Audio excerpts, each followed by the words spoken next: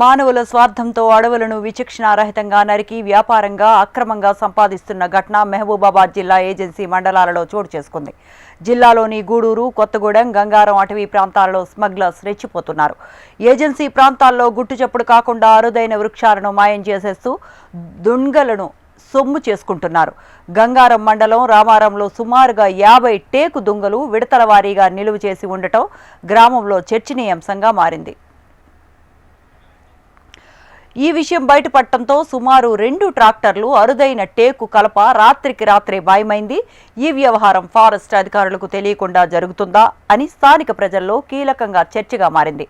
ఇప్పటికీ కలపను నరికి దుంగలను పట్టణ ప్రాంతాలకు తరలించి సొమ్ము చేసుకుంటున్నారు.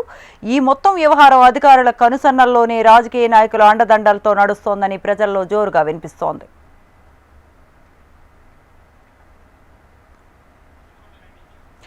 ఏజెన్సీ మండలాల్లో ఇంతలా చెట్లను నరికివేస్తూ ఉంటే అటవీ అధికారులు ఏం చేస్తున్నారని వన ప్రేమికులు, జన ప్రేమికులు, వ్యవస్థాపకులు సాంబయ్య ప్రశ్నించారు. ఈ చెట్లు నరికివేతకు అధికారులు సహకరిస్తున్నారు, అందుకే ఈ విధంగా చెట్లు నరికివేతకు గురవుతున్నాయని ఆయన తెలిపారు.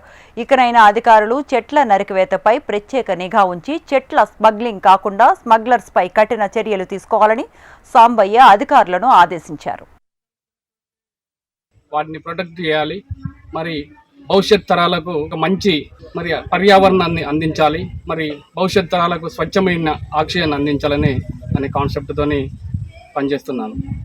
ఈ రోజుల్లో చూసినట్లయితే నేటి ఆధునిక మానవుడు స్వార్థపూరిత విచక్షణ రహిత పోగడల వలన మరి అడవులు విచక్షణ రహితంగా నరికివేయబడుతున్నాయి. మరి ఇటీవల కాలంలో చూసినట్లయితే మరి ఏజెన్సీ మండలాలైన కొత్తగూడ, మరి గంగారం, గూడూరు మండలాల్లో మరి నేషనల్ హైవే ప్రధాన రహదారి వెంట ఉన్నటువంటి విలువైన వృక్షాలు, మరి టేకు సంపద కావచ్చు, ఇక విలువైన వృక్షాలు స్మగ్లర్ల బారిన పడి నరికివేతకు గురవుతున్నాయి. మరి వీటిని కాపాడవలసినటువంటి బాధ్యత మరి అటవీ శాఖ పైన ఉంది, అదేవిధంగా ఉన్నత అధికారుల పైన ఉంది. కాబట్టి తక్షణమే ఉన్నత అధికారులు మరి స్మగ్లర్ల ఈ యొక్క అటవీ సంపద, విలువైనటువంటి అటవీ సంపద స్మగ్లర్ల బారిన పడకుండా తక్షణమే చర్యలు తీసుకొని అడవులను కాపాడి పర్యావరణానికి మేలు చేయాలని నేను కోరుకుంటున్నాను.